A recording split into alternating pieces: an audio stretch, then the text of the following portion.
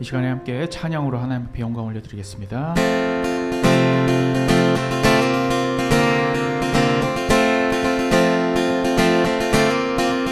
주님의 음성에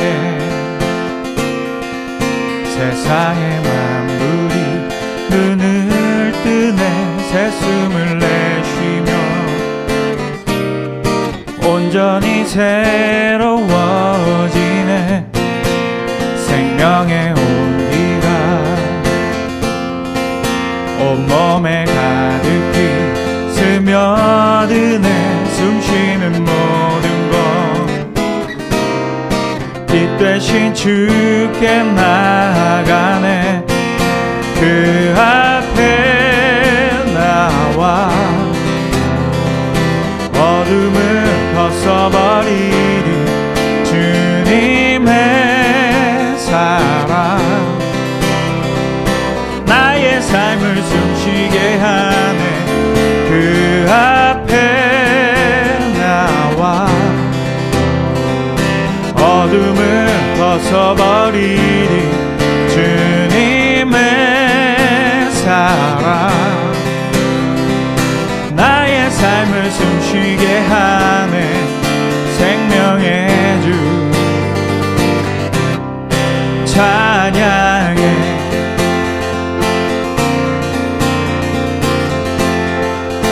다시 한번 고백합니다. 주님의 음성에 세상의 만물이 눈을 뜨네. 새숨을 내쉬며 온전히 새로워지네. 기적의 멜로디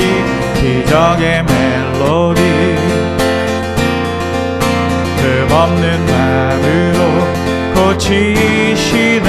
사랑의 치료다. 주 앞에 찬양 드리네.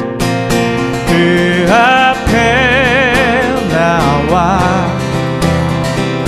어둠을 벗어버리리. 주님의 사랑 나의 삶을 숨쉬게 하. 주 앞에 그 앞에 나와 어둠을 벗어버리리. 주님의 사랑 나의 삶을 숨쉬게 하. 그 앞에 나와 그 앞에 나와 어둠을 벗어버리리. 주님의 사랑 나의 삶을 숨쉬게 하네. 생명의 주 찬양해.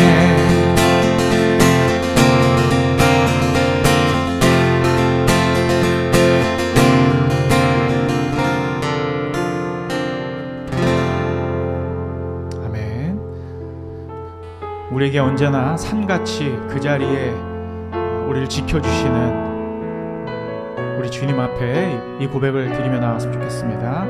우리 함께 고백하겠습니다. 주님은 안개가 날 가리워, 안개가 날 가리워 내 믿음은 들리려 할 때 나 주님께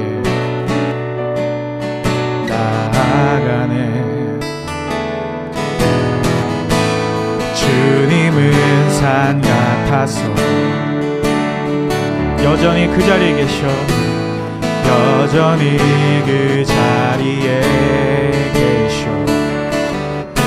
눈을 들면 보이리라 날 위한 그 사랑. 주는 나의 도움이시며 주는 나의 도움이시며 주의 계획 영원하시네. 주의 위엄 앞에 믿음으로 순종해. 예배는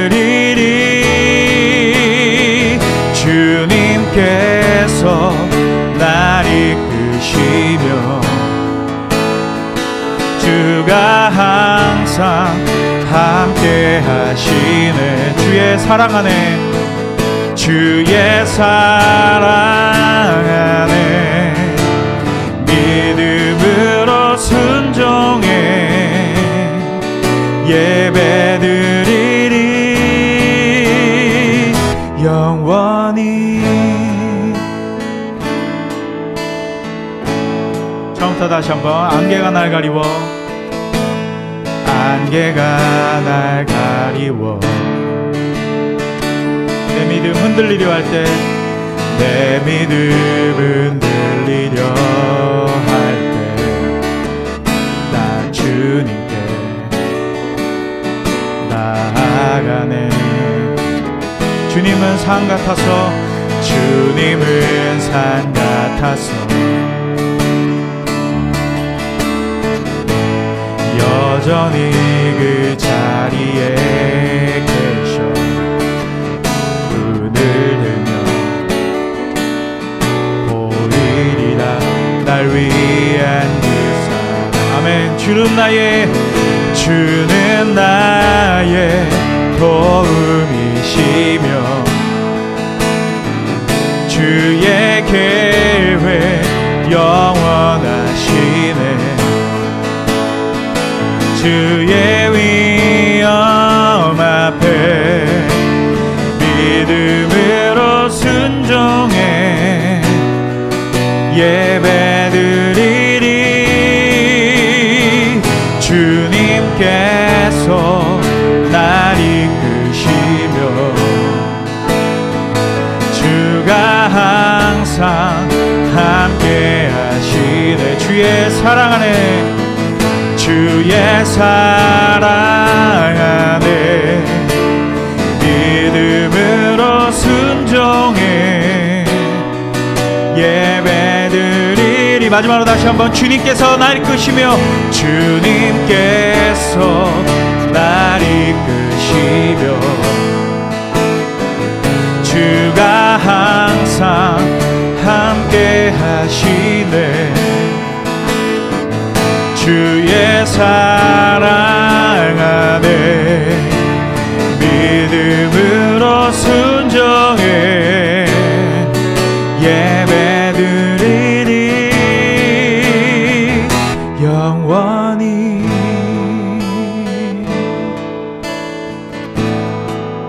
우리가 이 시간에 함께 기도하고 싶습니다. 하나님, 예배 가운데 홀로 좌정하시고 우리가 올려드린 모든 영광을 받아주시기를 간절히 소원하오니, 주님, 우리 예배 가운데 임재하여 주시옵소서. 우리 함께 예배를 위해 기도하며 가겠습니다. 기도하겠습니다.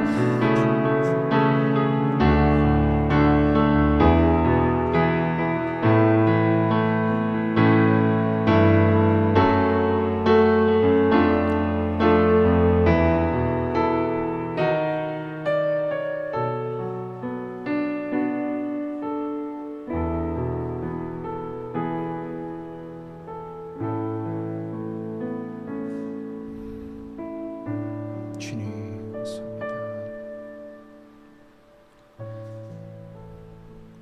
아멘. 우리 다 함께 자리에서 일어나셔서 우리 거룩하신 성삼위 하나님을 예배하겠습니다.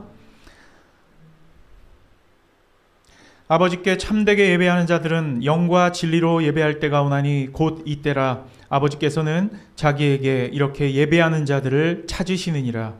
하나님은 영이시니 예배하는 자가 영과 진리로 예배할지니라. 아멘. 주여,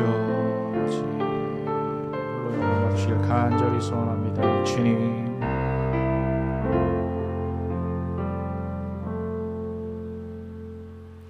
우리가 함께 봉독할 교동문은 교동문 87번, 요한계시록 21장입니다.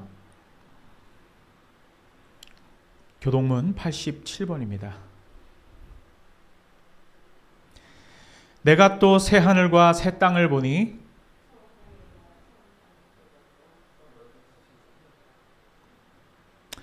또 내가 보매 거룩한 성 새 예루살렘이 하나님께로부터 하늘에서 내려오니 위한 것이 신부가 남편을 위하여.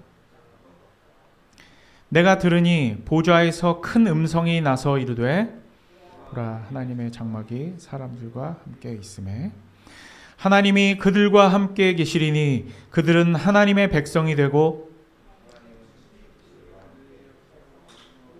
눈물을 그 눈에서 닦아주시니 다시는 사망이 없고 애통하는 것이나 곡하는 것이나 아픈 것이 다시 있지 아니하리니 것들이 다 지나갔음이로라.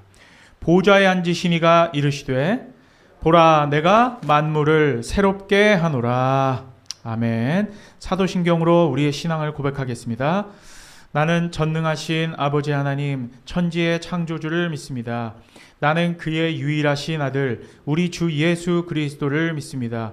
그는 성령으로 잉태되어 동정녀 마리아에게서 나시고 본디오 빌라도에게 고난을 받아 십자가에 못 박혀 죽으시고 장사된 지 사흘 만에 죽은 자 가운데서 다시 살아나셨으며 하늘에 오르시어 전능하신 아버지 하나님 우편에 앉아 계시다가 거기로부터 살아있는 자와 죽은 자를 심판하러 오십니다. 나는 성령을 믿으며 거룩한 공교회와 성도의 교제와 죄를 용서받는 것과 몸의 부활과 영생을 믿습니다. 아멘. 함께 찬송가 25장 찬양하겠습니다.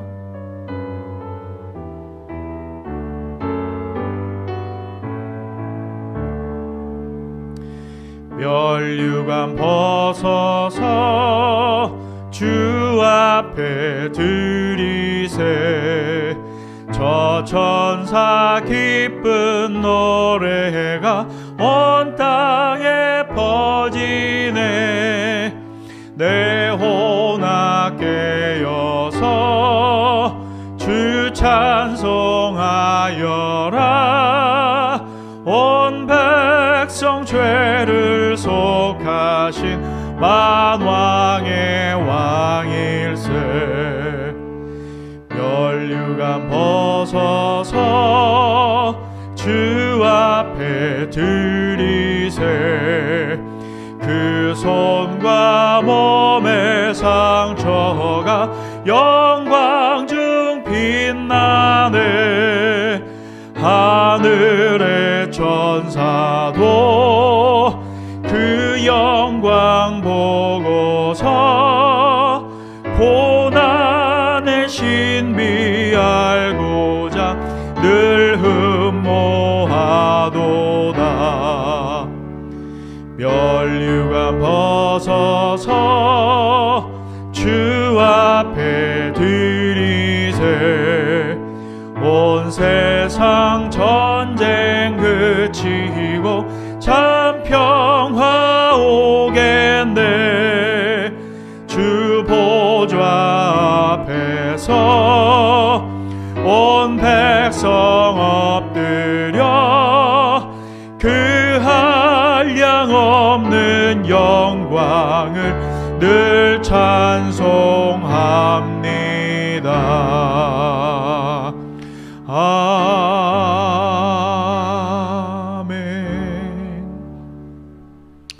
아멘. 다 함께 자리에 앉으시면서 한별 간사님 나오셔서 우리를 대표하여 예배를 위해 기도해 주시겠습니다.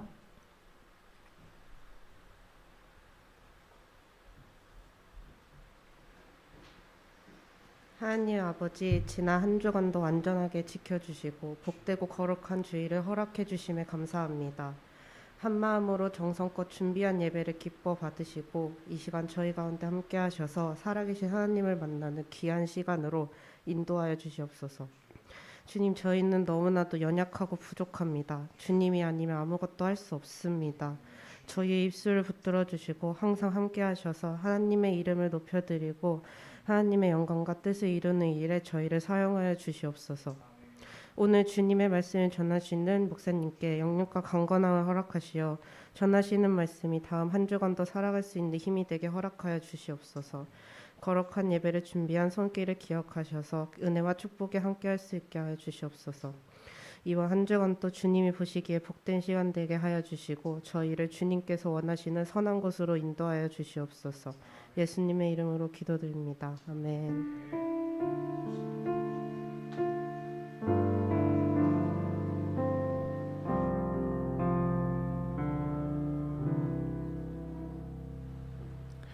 네, 오늘 우리 함께 하나님의 말씀 살펴보겠습니다. 하나님의 말씀 신약성경 히브리서 4장 1절에서 13절까지의 말씀입니다.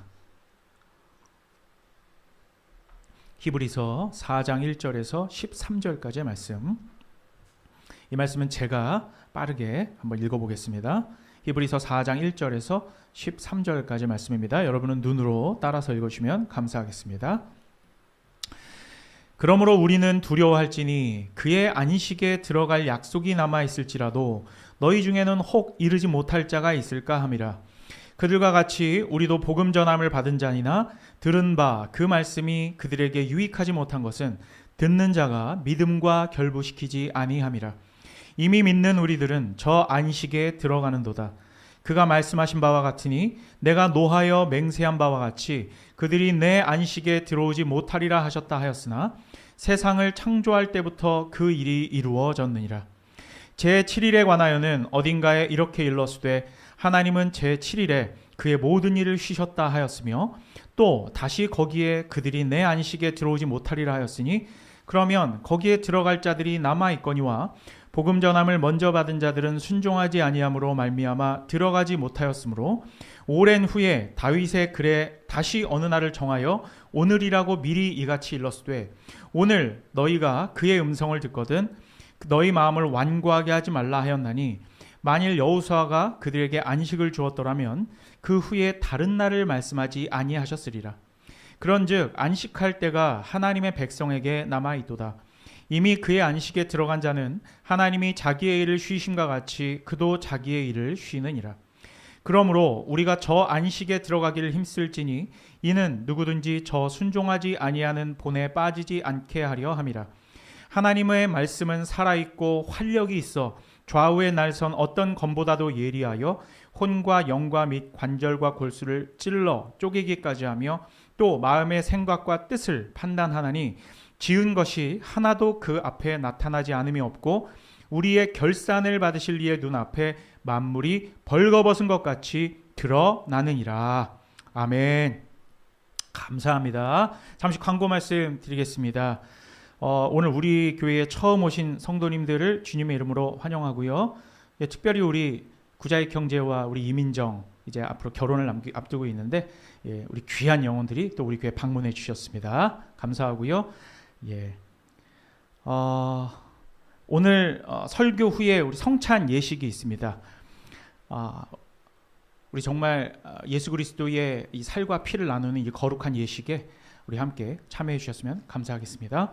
금일 점심 식사는 우리 최유빈 간사님 가정에서 특별히 이제 아이가 나오기 얼마 남지 않아서 새 생명을 주심에 또한 감사하는 마음으로 또 우리 성도님들께 공궤해 주시겠습니다. 공궤는 이제 윗 어른께 음식을 대접하다 이런 뜻이에요. 그래서 공궤라고 합니다. 성도들에게 귀한 식사를 대접해 주십니다. 감사합니다. 자, 그리고 60일 성경 읽기가 계속 진행 중입니다. 여러분, 오늘이 무려 예레미야까지 온 것이 여러분 아십니까? 벌써 대선지서까지 왔습니다. 여러분 너무 겁먹지 마시고 제가 늘 말씀드리지만 해당하는 그 말씀을 그냥 읽으시면 돼요. 괜찮습니다. 하여튼 바쁜 삶 속에서 주의 말씀을 굳게 붙드는 우리 필라델피아 교회 되길 소망하고요. 이번 주 수요 성경 공부는 우리 개혁신앙 기본진리 제4장입니다. 하나님의 선택 부분인데요. 미리 읽어오시기 바라고요. 그리고 수요 성경 공부 꼭 바쁘시더라도 참석해서 주의 진리의 말씀을 함께 살펴봤으면 좋겠습니다. 기도하겠습니다. 거룩하신 하나님 아버지, 우리의 모든 것은 다 주님의 것입니다. 이 시간 마음을 다하여 여러 가지 모양으로 주님께 봉헌한 예물들이 있습니다. 오직 주님의 나라와 주의 몸된 교회를 위해 쓰이게 하시고 하나님의 뜻대로 소명을 받아 각자의 일터에서 열심히 일하는 자, 그 손이 마르지 않게 하여 주시옵소서. 우리 필라델피아를 통하여 영광받기 원하시는 주님, 그 누구도 하나님 영광을 가로채어 자기 영광으로 취하지 않게 하시고 교회와 성도들의 삶을 통해 오직 존귀하신 주의 이름만 드러나게 하여 주시옵소서. 감사드리며 예수님의 이름으로 기도드립니다. 아멘. 자, 이제 우리가 한 2주에 걸쳐서 저번 주에는 우리 이호영 선교사님께서 말씀을 전해주셨고요. 그리고 저번 주에는 우리 부활주일 설교가 이어졌죠. 그래서 오늘 우리가 근 3주 만에 히브리서 강의 말씀을 이어가도록 하겠습니다. 조금 어렵지만 여러분 잘 집중해서 들어주시면 감사하겠습니다. 자, 오늘 말씀 히브리서 4장 1절에서 13절은 이제 3장의 내용에 있어서 이제 3장의 내용 여러분 기억나실지 모르겠는데 안식에 대한 논증을 계속 이어갔죠. 그죠? 그런데 우리가 3주 전에 살펴본 내용은 이제 이 히브리서의 수신자들, 특별히 이제 유대인들이죠. 이스라엘 사람들의 이 오래전 조상들인 출애굽 1세대 백성들이 신 광야 가데스에서, 우리는 뭐 가데스 바네아라고 알려진 12정탐권을 보낸 그 사건이 있지 않습니까? 근데 그곳에서 하나님을 시험하여, 그래서 시험이라는 그 원어 마사, 그죠? 말씀 들었고, 이게 이제 무리바의 뭐 사건이다 이렇게도 말하고요. 이렇게 하나님을 시험한 사건으로 인하여 40년 동안 광야에서 방황한 것과 같이 또한 이들의 죄의 유혹으로 말미암아 마음이 완고하여, 이 단어도 기억하시죠? 마음이 완고하여 가나안 땅, 즉 안식에 들어가지 못한 것처럼 그렇게 하나님을 시험하지 말라라고 권고하고 나서 이제 3장 19절 맨 마지막을 보니까 결국은 그래서 그들이 왜 안식에 들어가지 못했다고 제가 말씀드렸죠? 무엇 때문에? 그들이 뭐 하지 않았기 때문에? 믿지 않았기 때문에. 그죠? 능히 안식에 들어가지 못했다라고 선언한 것으로 지난번 우리 2주에 걸쳐서 안식에 들어가지 못하는 자들의 완고함이라는 제목으로 1, 2로 말씀을 전해드렸습니다. 오늘 말씀 볼게요. 오늘 말씀 천천히 보겠습니다. 여러분 조금 어려운 단어들이 좀 나와도 잘 생각하면서 들으시다 보면 너무 어렵진 않아요. 자, 들어보세요. 자, 4장 1절을 보면 이렇게 되어 있습니다. 그러므로 우리는 두려워할지니, 그죠? 그러므로 두려워할지니 라고 말씀하고 있어요. 여기에서 말하는 이제 그러므로는 제가 접속사를 되게 중요하게 생각하는데, 전에 여러분 기억은 안 나시겠지만 헬라어 접속사 중에 호덴이라는 접속사도 나왔고 디오라는 접속사도 말씀을 드렸어요. 기억은 안 나실지 모르겠지만 유튜브를 찾아보시면 됩니다. 자, 그런데 오늘은 또 다른 접속사를 쓰고 있습니다.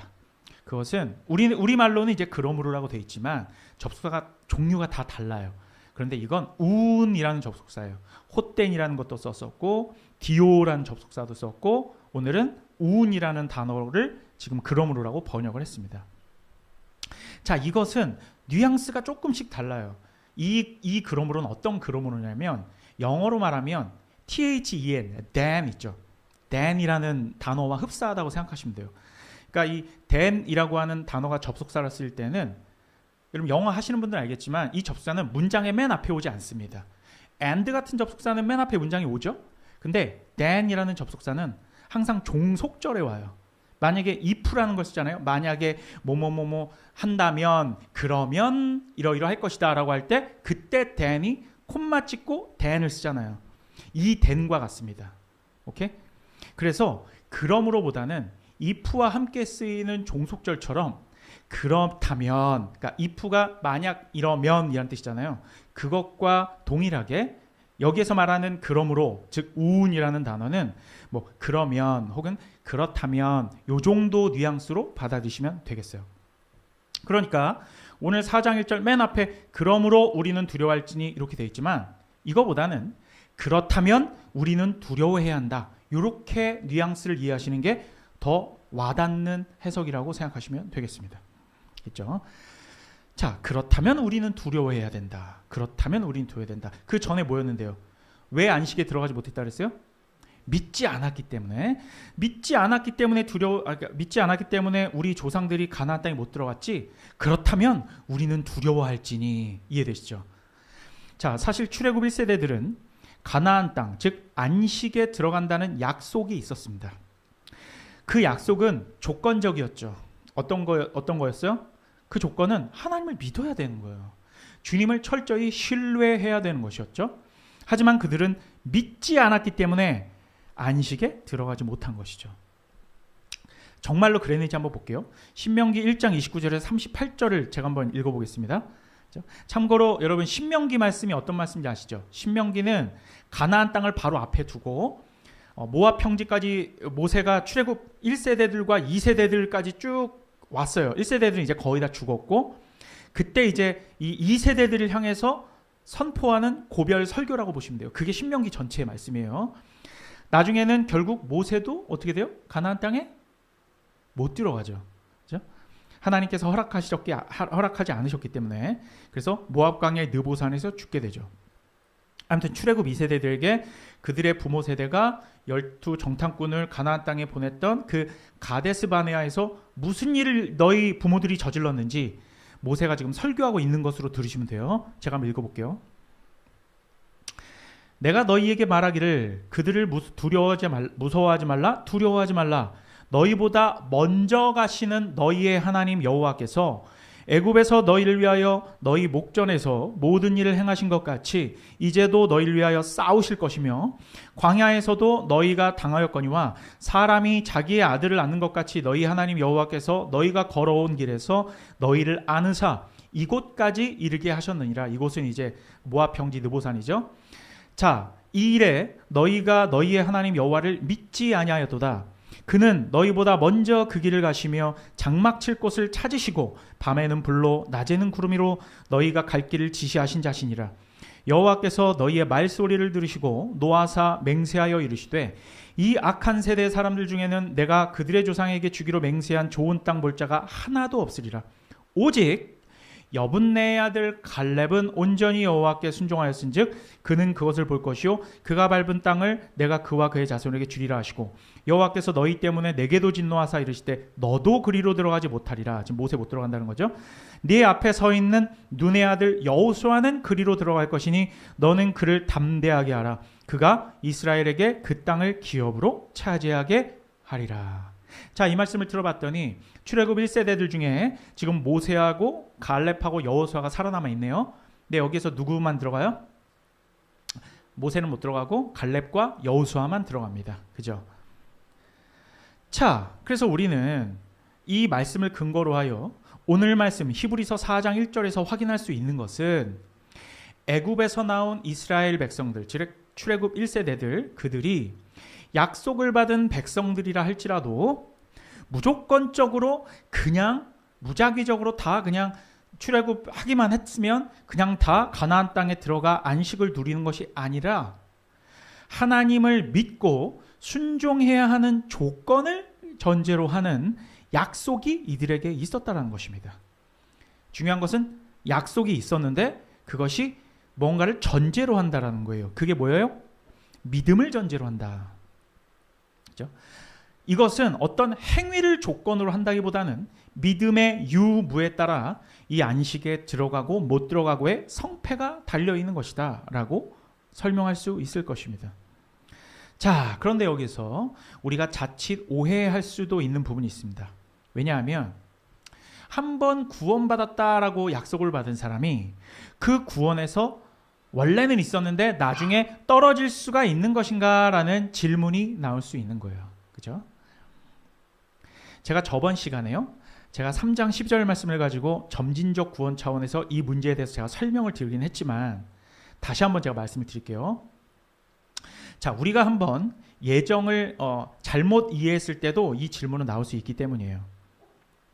자, 이 말씀을 한번 예정함을 입은 사람이 이후에 어떤 조건 때문에 그 예정이 취소가 되어서 그러니까 취소가 된다거나 원래는 택함을 받았었는데 뭔가를 잘못해가지고 그 택함에서 제외된다라거나 하는 식으로 이해하게 되면 그러면 우리의 구원은 행위 구원론으로 가게 돼요. 그게 굉장히 지금 우리가 이해하기에 굉장히 예리한 부분인데, 첨예한 부분인데, 자, 예정, 택함 이런 것들은 우리가 분명히 알아야 되는 건 인간의 차원에서 가늠할 수 있는 것들이 아닙니다. 우리는 예정을 믿지만 그것은 우리에게 속한 지식이 아니라는 거예요. 하나님이 예정하셨죠. 예정하셨습니다. 그런데 누가 누굴 예정하고 한 걸 우리는 모른다는 얘기예요. 오케이? 그리고 택함 받고 예정된 것을 우리가 확신할 수는 있어요. 우리 스스로 구원의 확신에 대해서 분명히 말하고 있으니까.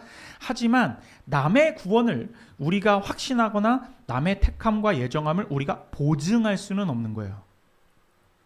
그것을 평가하고 그 예정과 택함의 진위를 판단하는 것은 오로지 하나님의 소관인 것이죠. 요걸 일단 기억하셔야 돼요. 제가 그래서 이건 중요하기 때문에 예전에 말씀을 드렸지만 반복해서 제가 설명을 드리는 겁니다. 왜냐하면 이 예정교리라고 하는 건 정말 믿지 않는 사람 혹은 많은 기독교의 다른 복음주의권에 계신 분들도 이것을 받아들이지 않는 분들이 굉장히 많기 때문이에요. 하지만 우리 개혁신앙을 추구하는 우리 필라델피아 교회에서는 당연히 하나님의 예정하심을, 왜냐하면 성경이 가르치고 있는 거니까 우리는 받아들이고 있는 것이죠. 자, 어쨌든 성경에 보면 그런데 때로는 우리에게 구원의 조건으로서 어떤 행위를 종용하는 것처럼 보이는 말씀이 있거든요. 그럴 때에도 그 행위가 구원의 조건이라기보다는 아직 이 땅에 남아있는 안식에 들어갈 자들의 마땅한 삶의 태도와 자세와 방향성으로 인지하는 것이 맞습니다. 이렇게? 너희가 이러이러하라, 그래야 안식에 들어가리라 했다라고 해서 이것이 구원의 조건이 되는 게 아니라 이 구원에 들어갈 자들의 마땅한 삶의 자세를 말하고 있는 것이다. 자, 오늘 말씀 2절에서 3절을 제가 다시 한번 읽어볼게요. 이렇게 되어 있습니다. 그들과 같이 우리도 복음 전함을 받은 자이나 들은 바 그 말씀이 그들에게 유익하지 못한 것은 듣는 자가 믿음과 결부시키지 아니함이라. 이미 믿는 우리들은 저 안식에 들어가는도다. 그가 말씀하신 바와 같으니 내가 노하여 맹세한 바와 같이 그들이 내 안식에 들어오지 못하리라 하였으나 세상을 창조할 때부터 그 일이 이루어졌느니라. 세상을 창조할 때부터 그 일이 이미 이루어진 거래요. 이게 예정을 이제 말하고 있는 거죠. 여러분, 출애굽 1세대 이스라엘 백성들은 하나님의 말씀을 들었어요? 못 들었어요? 들었습니다. 하나님의 말씀을 들었고 또한 약속을 받았습니다. 심지어 여러분, 복음 전함을 받았다라고 오늘 말씀이 말하고 있어요. 복음 전함을 받았다. 이상하죠? 복음이란 말이 안 나온 것 같은데 방금 읽었을 때. 여러분, 구약에서도 그럼 여러분 복음이 선포되었습니까? 복음은 신약 말씀 아니에요?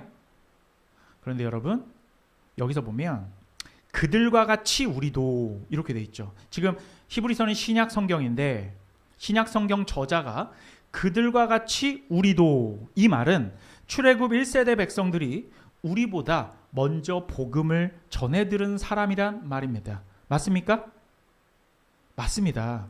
여러분, 이들은 복음을 우리보다 먼저 들은 사람들이에요.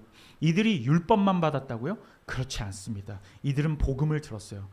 자, 이들이 전해 들은 복음은 제가 길어서 다 읽지는 않겠지만 출애굽기 12장에 나와 있거든요. 이 말씀을 보면 10재앙을 맞죠? 출애굽할 때 바로와 애굽이 10재앙을 두드려 맞습니다. 이 재앙 중에서 맨 마지막 재앙이 뭐예요? 장자의 죽음. 그렇지. 마지막 장자의 죽음 재앙을 남겨놓고 모세가 하나님께로부터 소명을 받고 이스라엘 백성들에게 하나님의 명령을 전하게 되는데, 그것이 뭐냐면 10재앙 남겨두고 마지막 그때 선포되었던 절기가 있어요. 그게 뭘까? 절기. 출애굽 때 절기. 뭔가 이렇게 넘어가는 거잖아. 유월절입니다. Passover.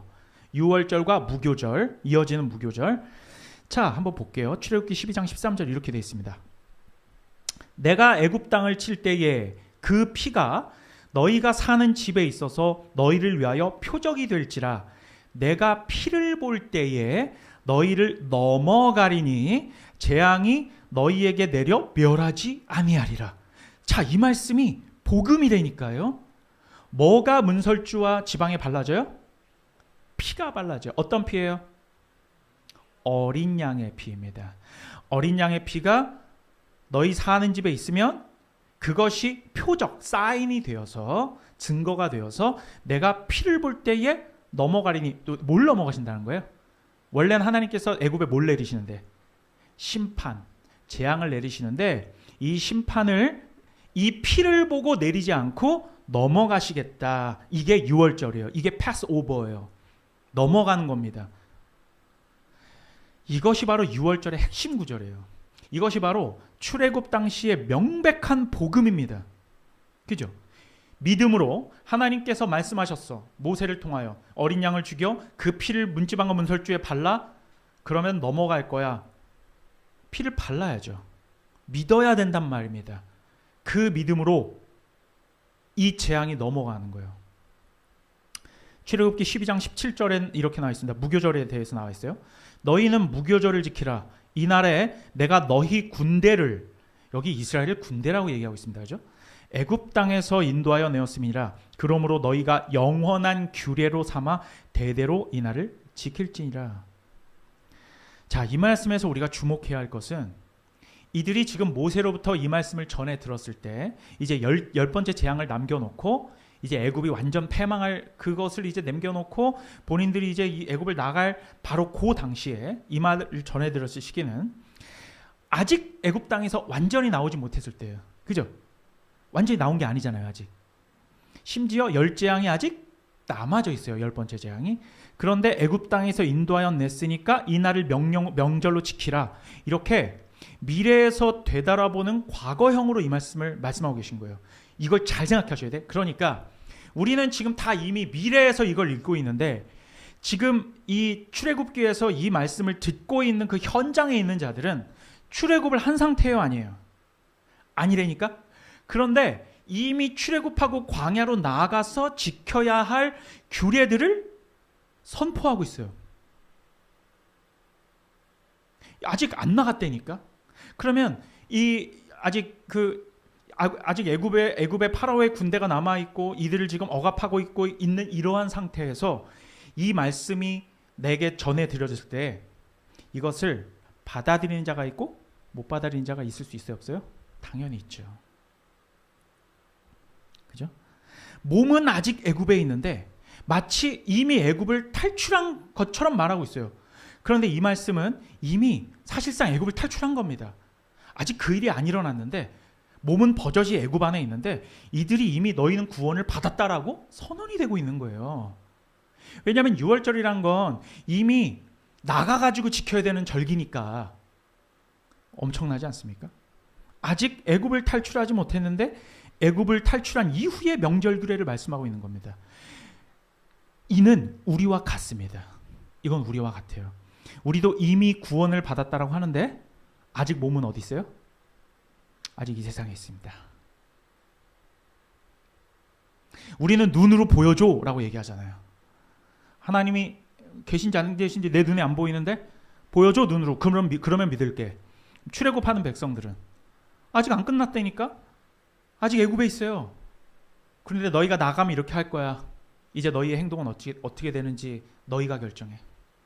그죠? 이미 우리가 구원을 받았다라고 하는 말씀도 우리는 성경을 통해서 듣습니다. 지금 모세의 말을 출애굽 백성들이 듣는 것과 같이 이것이 바로 복음입니다.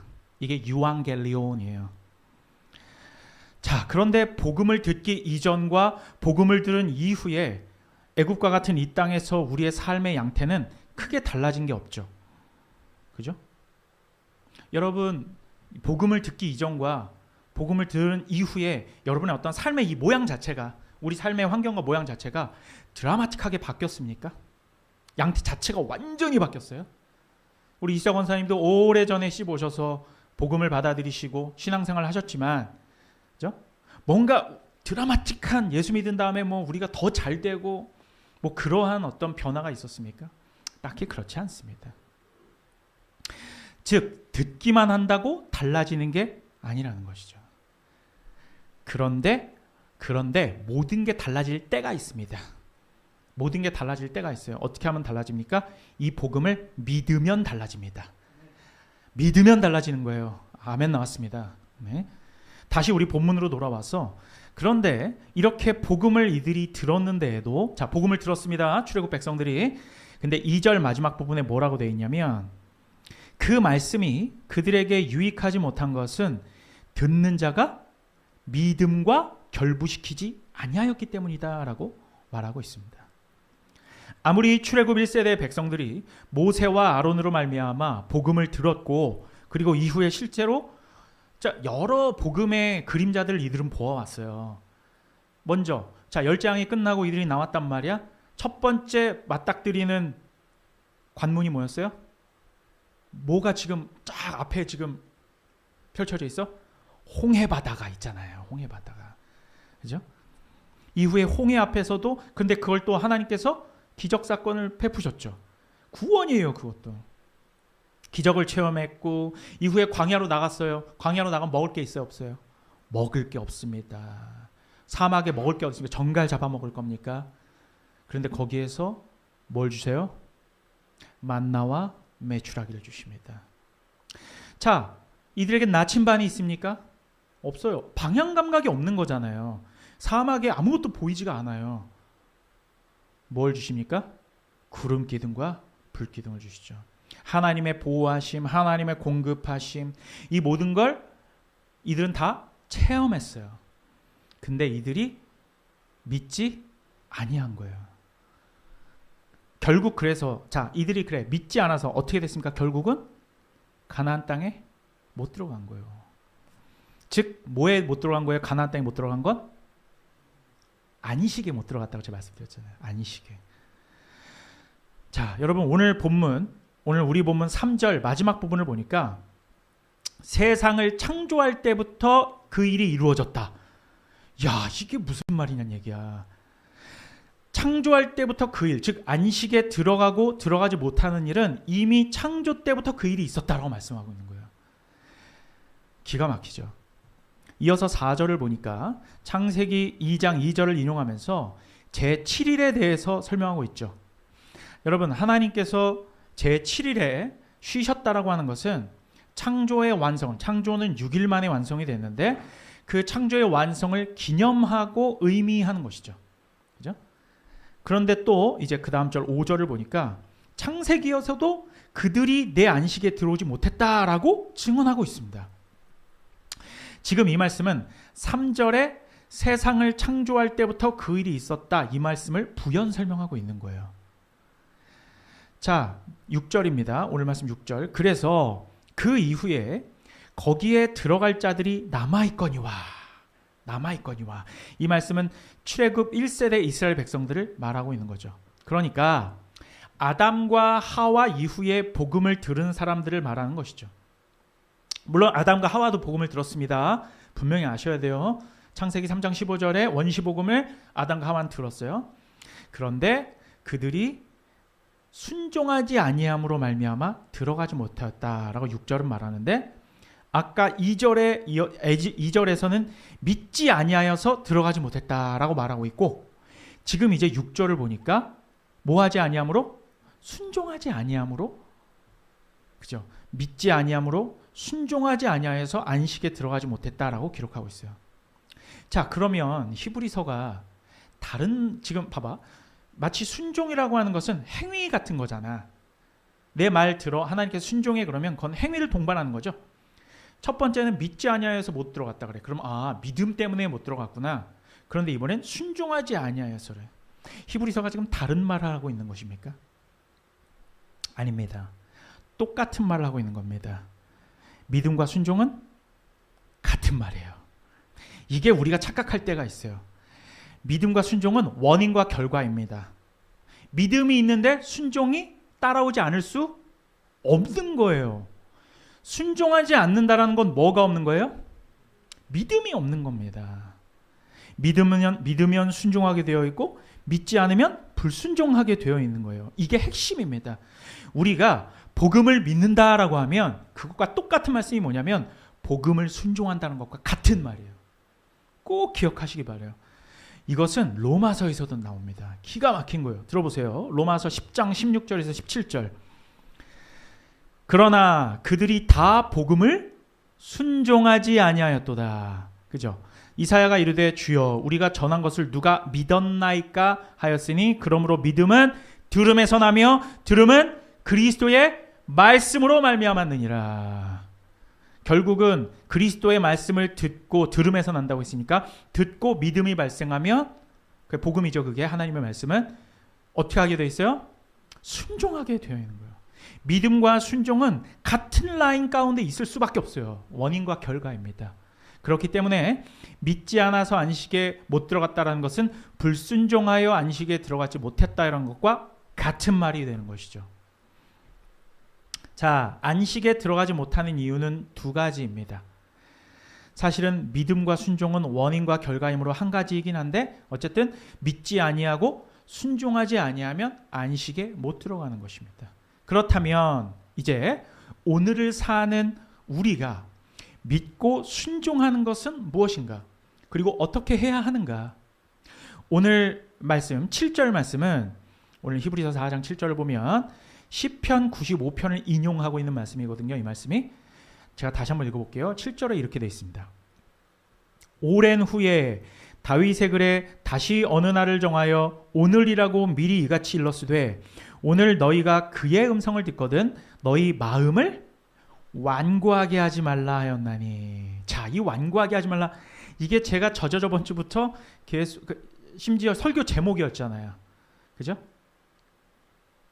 믿지 아니하고 불순종하는 것을 지금 뭘로 설명하고 있어요? 마음의 완고함으로 말하고 있어요.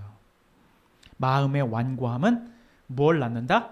불순종을 낳는다. 이 논리 지금 쭉 잘 따라오고 계신 거죠? 자, 한번 쭉 들어보세요. 자, 이제 8절을 보면 여호수아가 그들에게 안식을 주었더라면 이렇게 기록하고 있는데요. 아시다시피 히브리 이름으로 여호수아는 헬라어로 번역하면 뭐예요? 이건 꼭 알고 계세요. 여호수아가 예수예요. 여호수아라는 이름 자체가 그 백성을 구원할 자라는 뜻이거든. 근데 그 가나안 땅으로 들어갈 때 누가 대장돼서 들어갔어요? 여호수아. 신약으로 하면 예수가 대장돼서 들어갔어요. 그래서 우리가 대장 대신 예수를 따라서 가나안 땅에 들어가자고 얘기를 하는 거예요. 오케이? 자, 이렇게 예수를 연상시키게 해서 이 두 인물, 즉 여호수아와 예수님을, 이름도 같으니까 이렇게 오버랩 시키고 있는 것입니다. 궁극적으로 구약의 여호수아와 신약의 예수님은 같은 일을 하신 거거든요. 그의 백성을 데리고 가나안 땅으로 얘기하지만 가나안 땅은 이퀄 두 글자, 뭐에 들어가지 못했다 그랬어요? 안식이죠. 그러면 예수 그리스도께서 대장 되셔서 당신의 백성들을 데리고 어디를 들어가게 하시는 거예요? 안식에 들어가게 하시는 겁니다. 자기 백성을 안식에 들어가게 하는 그 역할을 똑같이 하신 거거든요. 하지만 궁극적인 차이가 있습니다. 구약의 여호수아와 신약의 예수님이. 자, 구약의 여호수아가 준 안식은 영원한 겁니까? 일시적인 겁니까? 일시적인 거죠. 하지만 예수님께서 주신 안식은 영원한 안식이에요. 그걸 그림자로, 표상으로 여호수아가 출애굽 2세대 백성을 데리고 함께 이 전쟁을 치르며 가나안 땅을 정복해가는 것, 그게 우리의 현실의 삶을 말하는 거죠. 그렇죠? 구약의 가나안 땅은 장차 다가올 영원한 안식의 표상에 불과했던 것입니다. 그래서 만약에 구약의 그 여호수아가 그들에게 진짜 참 안식을 주었더라면, 그죠? 이렇게 말하는 거예요. 그냥 안식에 들어가면 되니까 다른 날이라는 것을 말씀하지 않았을 것이다 라는 것이죠. 그런데 지금 7절에서 오늘이라고 하는 말이 나오죠. 오늘이라는 말은 사실 시대를 초월하여 매일을 살아가는 사람들에게 있어서는 모든 날이 다 오늘인 거죠. 그런데 오늘이라고 하는 날을, 오늘을 맞이하는 사람들의 특성이 있습니다. 그게 뭐예요? 살아 있어야 됩니다. 죽은 자에게 오늘이 있습니까? 없습니다. 그러면 오늘이라고 하는 모든 날이라고 했을 때 오직 이 오늘은 살아있는 사람들만을 뜻하는 것이고, 그리고 오늘이라는 것은 도대체 그 오늘이 언제냐는 거예요. 현실을 말하는 거죠. 그렇죠? 시대를 초월하여 매일을 살아가는 사람들에게 있어서의 모든 날, 살아있는 모든 날을 의미하는 거죠. 자, 다윗이 비록 그가 사는 날에 오늘이라고 얘기했지만, 이게 시편 95편 말씀이잖아요. 다윗의 말이에요. 그죠? 다윗이 비록 그가 사는 날에 오늘이라고 했지만 그것은 사실 21세기를 살아가는 저와 여러분들에게도 저들과 똑같이 있는 날이 바로 오늘이라는 날입니다. 다윗은 그때를 살았고 우리는 지금을 살았다고 말하지만 다윗도 오늘을 산 거고, 그에게 있어서는 우리 또한 오늘을 사는 것이죠. 그렇기 때문에 오늘 우리가 하나님의 말씀을 들었을 때 어떻게 하지 말라 그래요? 저들과 같이 마음을 완고하게 하지 말라. 우리는 저 안식에 들어간다, 이 말을 하고 있는 것입니다. 그래서 9절을 보니까 어떻게 나와 있습니까? 그런즉 안식할 때가 하나님의 백성에게 남아있도다. 이 말씀 되게 어려워서 여러분 1절부터 오늘 본문 말씀 쫙 읽어보면 진짜 무슨 말인지 잘 이해 안 되거든요. 이해 안 되면 설교를 또 들어보세요. 유튜브 들어와서. 자, 우리에게 여전히 이 안식이 남아있는 겁니다. 이 안식은 사실 우리가 일부분에서나마 이미 누리고 있는 것이기도 하지만 장차 완성되어질 것이기도 해요. 우리가 개혁주의에서 우리의 구원을 논할 때 구원파처럼 구원 생일이 있는 것도 아니고 우리의 구원이 어떤 점처럼 내가 믿었으니까 내 구원은 끝났고 완성됐다고 말하는 게 아니죠. 우리의 구원은 늘 어떤 구원? 점진적인 구원을 말하니까. 그러면 우리의 안식도 사실상 이미 시작된 거죠. 시작된 거잖아요. 뭘로? 믿음으로. 믿음으로 이 안식이 시작됐는데 이 완전한 안식이 지금 끝났습니까? 완성됐어요? 아니라는 얘기예요. 우리가 아직 안식이 남아있다라고 표현하는 거야. 그래서 안식할 때가 하나님의 백성에게 그래서 남아있는 겁니다. 이해되죠?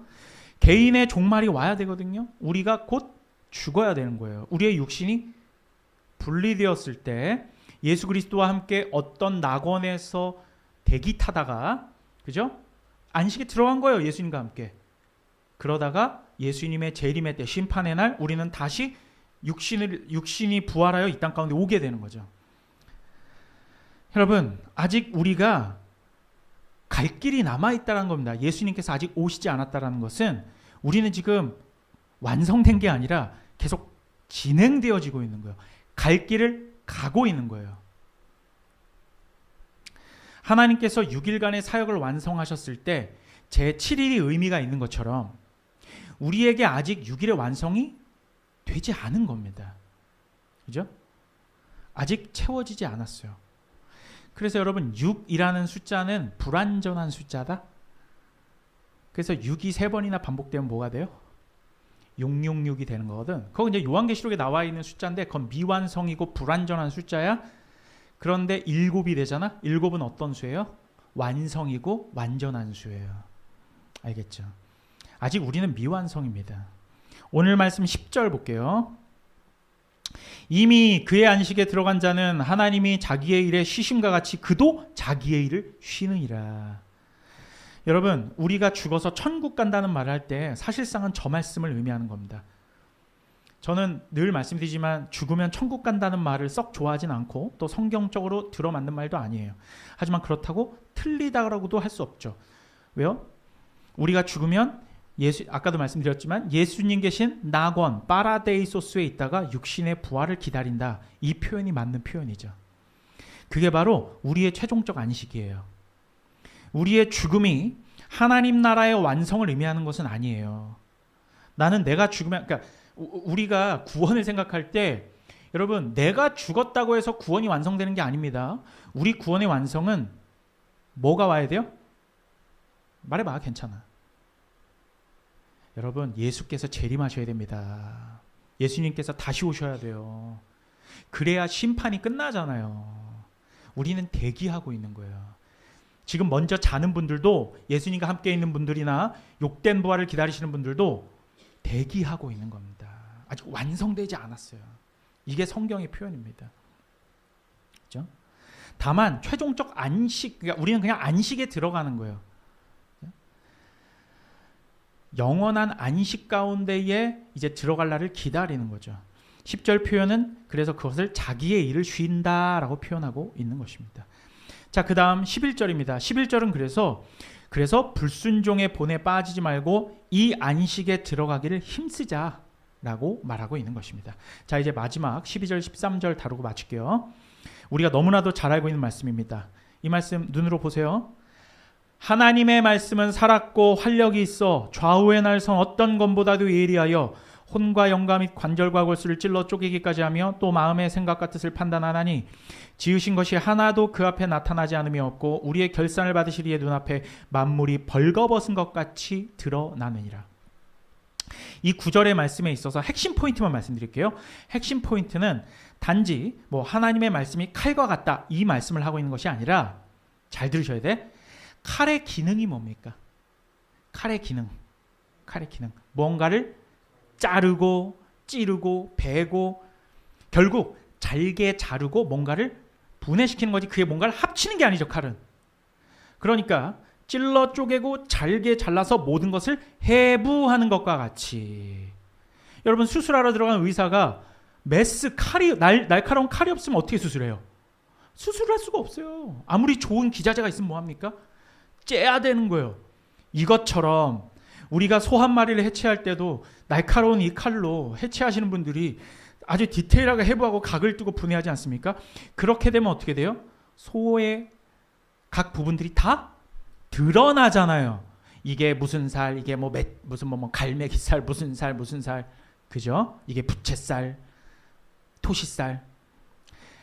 즉 칼이라고 하는 것은 모든 것을 드러내요.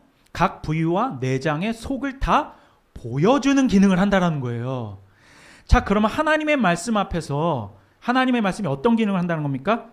우리의 혼과 영혼과, 그러니까 이건 뭘 얘기하냐면 혼과 영혼과 골수 이런 건 우리의 전인을 말하는 겁니다. 육신과 영혼, 우리의 전인을 어떻게 한다고요? 다 찔러 쪼개어 분해시켜서 다 드러낸다.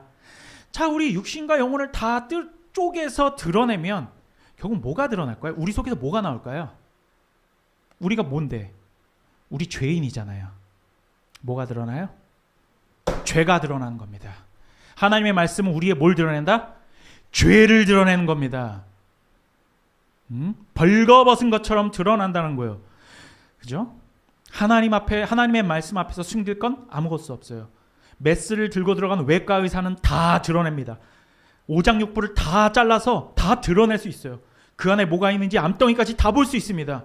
하나님의 말씀이 이와 같다는 겁니다. 우리가 숨겨야 될 건 없어요. 숨길 수도 없습니다. 하나님의 말씀은 우리 죄의 그 끝까지, 속성까지 추적하여 들어가 우리의 모든 걸 다 드러내실 것입니다. 왜 그렇습니까? 우리를 죽이기 위해서? 의사의 메스가 우리를 죽입니까? 그 죄를 드러내서 어떻게 하겠다는 거예요? 레이저로 다 태워버리고 그것을 다시금 봉합하셔서 새로운 사람이 되게 만드시겠다는 거예요. 그게 거듭남이라는 겁니다. 그게 주의 말씀과 성령이 하시는 일이에요. 꼭 믿으시기 바랍니다. 오늘 본문 말씀 4장 1절에서 11절까지 영원한 안식에 대해서 쭉 말하다가 갑자기 하나님의 말씀이 모든 것을 해부하고 우리 영혼까지 탈탈 털어서 모두 드러낸다라고 하는 말씀을 하고 있습니까? 그것은 11절까지 말하는 이 안식에 들어가지 못하는 이 불순종과 관련이 있는 겁니다.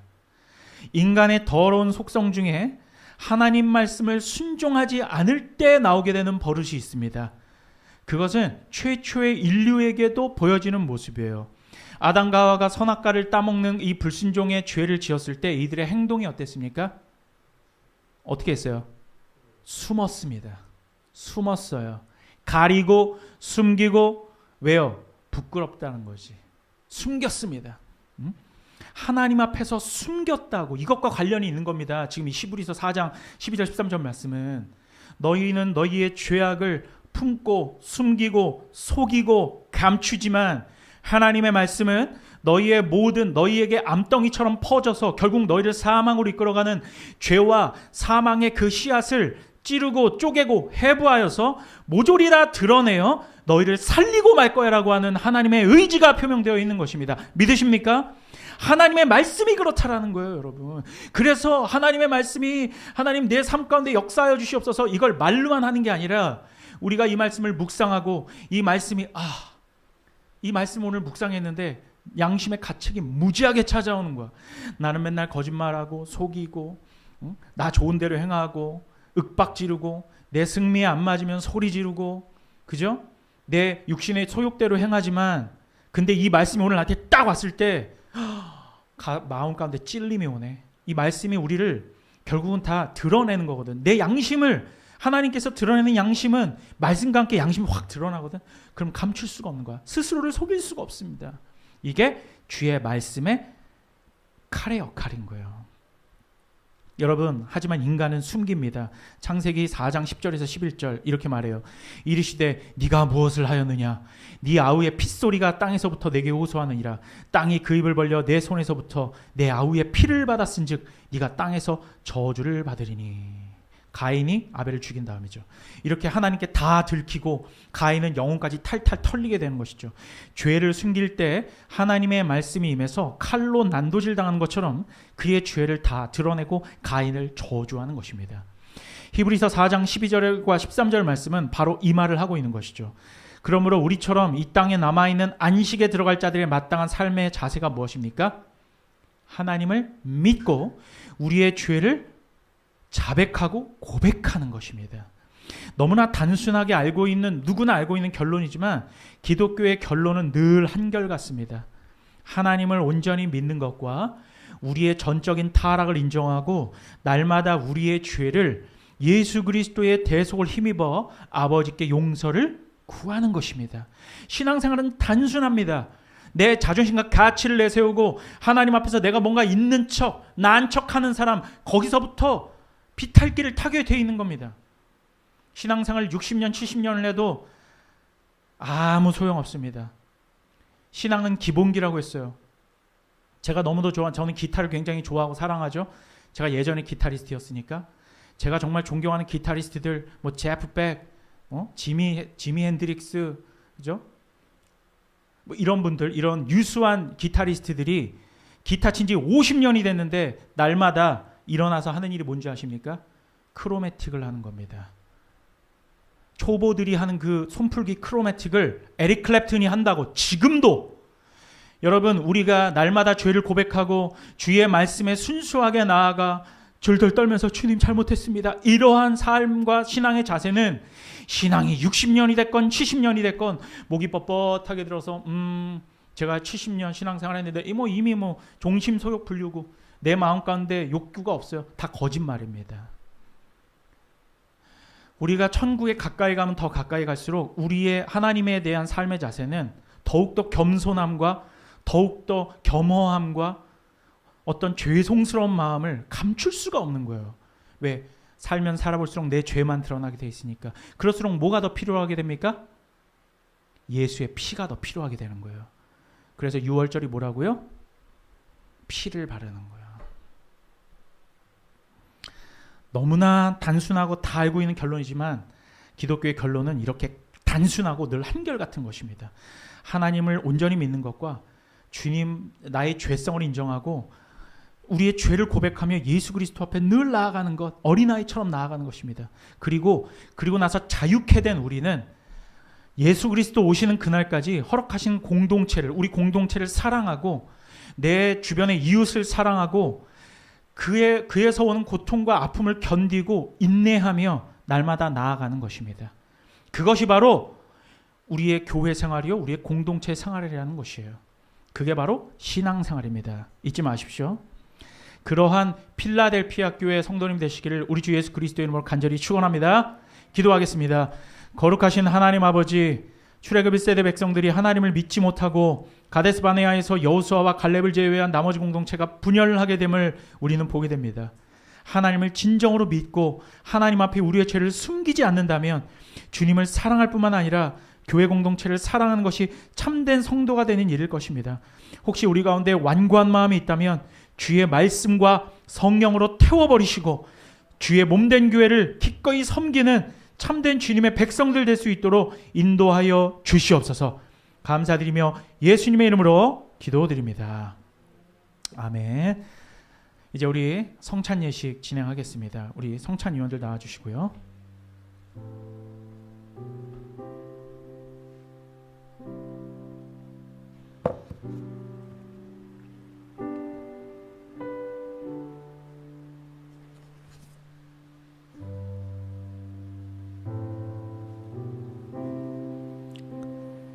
기도하겠습니다. 우리를 사랑하시는 하나님 아버지, 우리에게 예수 그리스도를 보내주시고 십자가에서 피와 살을 찢기신 은혜의 사역을 허락하심에 감사드립니다. 우리를 죄와 사망의 권세에서 해방하여 주시고 하나님, 우리를 하나님의 자녀 삼아심을 또한 감사드립니다. 이 사랑과 은혜를 기념하며 이 거룩한 예식에 참여하고자 합니다. 주께서 성령으로 이 떡과 잔을 거룩하게 구별하여 주시옵소서. 이 예식에 참여함으로 그리스도의 대속을 묵상하며 죽으심과 부활을 통해 은혜가 충만한 자들 될 수 있도록 역사하여 주시옵소서. 감사드리며 예수님의 이름으로 기도드립니다. 찬송가 338장 1절과 4절만 함께 찬양하겠습니다.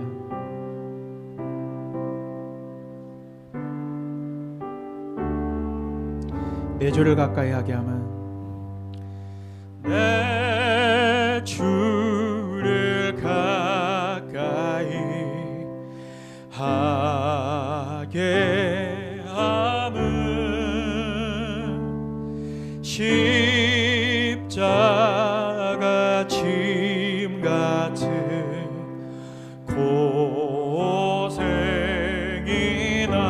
고생이나 내 일생 소원은 늘 찬송하면서 주께 더 나아가기 원합니다. 야곱이 잠게요. 야곱이 잠게요. 일어난 후 돌탄을 쌓은 것 본받아서 숨질 때 되도록 늘 찬송하면서 주께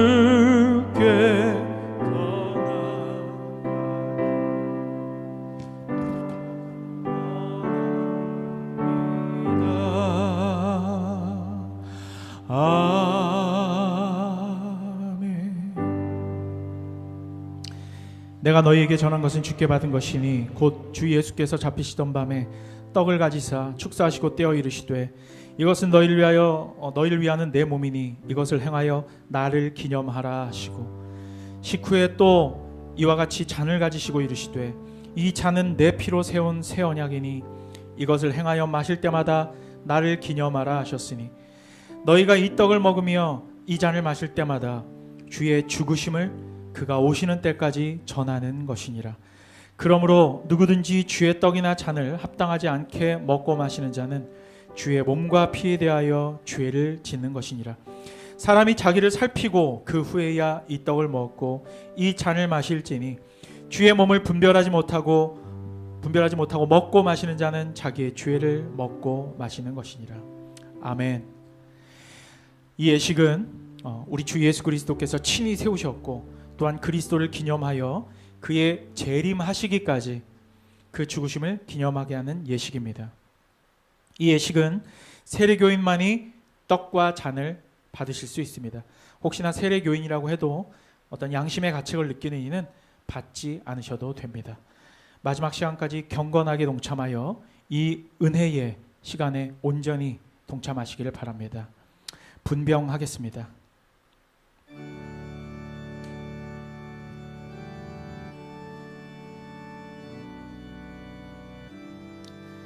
기도하겠습니다. 죄악으로 인해 죽었던 우리들을 그리스도의 보혈로 구원하여 주신 하나님의 은혜에 감사를 드립니다. 오늘은 구속받은 백성들이 주님의 죽으심을 기념하기 위해 함께 모여 떡을 나누고자 합니다. 우리를 긍휼히 여기셔서 감사함으로 이 떡을 받게 하시고 성령께서 이곳에 임하셔서 신령한 은혜가 넘치게 하여 주시옵소서. 감사드리며 예수님의 이름으로 기도드립니다. 아멘. 분병하겠습니다.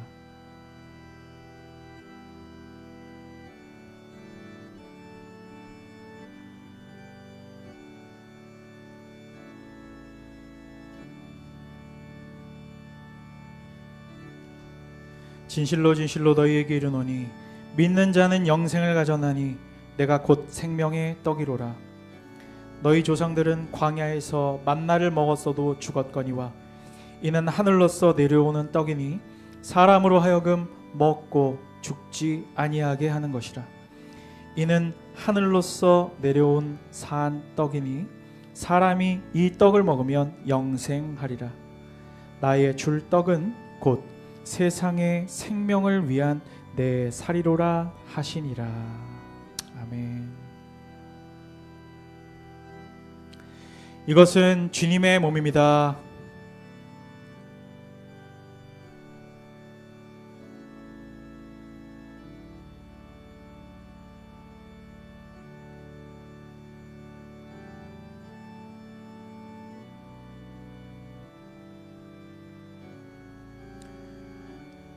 분잔하겠습니다.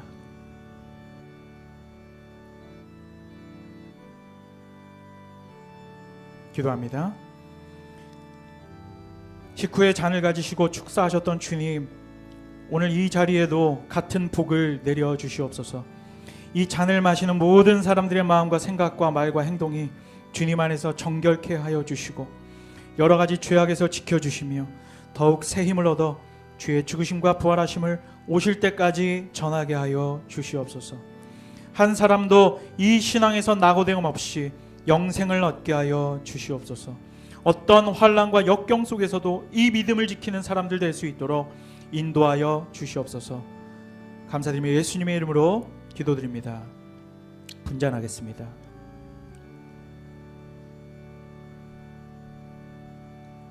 그는 멸시를 받아 사람들에게 버림을 받았으며 간고를 많이 겪었으며 질고를 아는 자라. 마치 사람들이 그에게서 얼굴을 가린 것 같이 멸시를 당하였고 우리도 그를 귀히 여기지 아니하였도다. 그는 실로 우리의 질고를 지고 우리의 슬픔을 당하였거늘 우리는 생각하기를 그는 징벌을 받아 하나님께 맞으며 고난을 당하였다 하였도다. 그가 찔림은 우리의 허물 때문이요 그가 상함은 우리의 죄악 때문이라. 그가 징계를 받음으로 우리는 평화를 누리고 그가 채찍에 맞음으로 우리는 나음을 입었도다. 우리는 다 양 같아서 그릇 행하여 각기 제 길로 갔거늘 여호와께서는 우리 모두의 죄악을 그에게 담당시키셨도다. 아멘. 이것은 주님의 피입니다.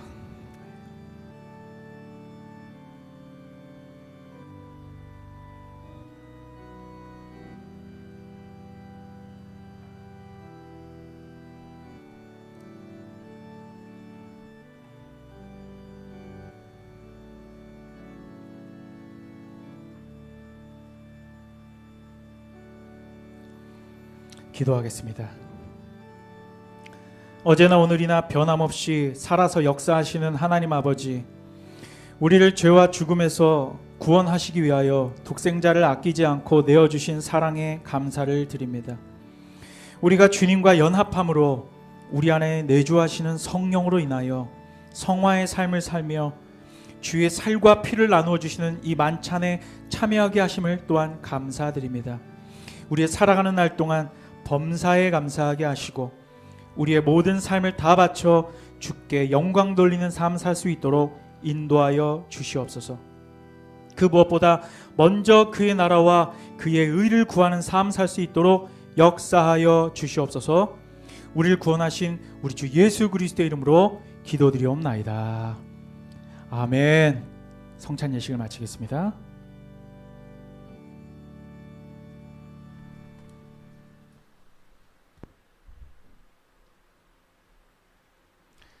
우리 함께 찬송가 415장 1절과 3절만 함께 찬양하겠습니다.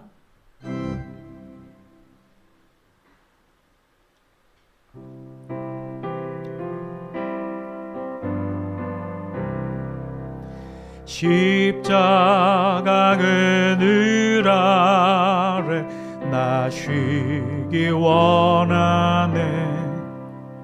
저 햇빛 힘이 뜨겁고 또 짐이 무거워 이 광야 같은 세상에 늘 방황할 때에 주 십자가의 그늘에 내 쉴 곳 찾았네.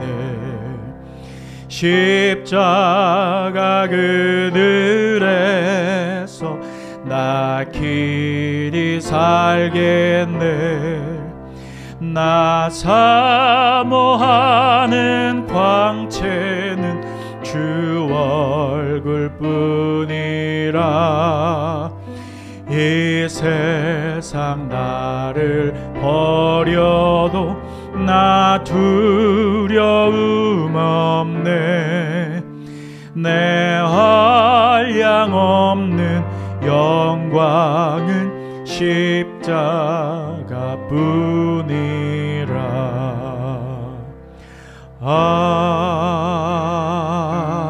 아멘.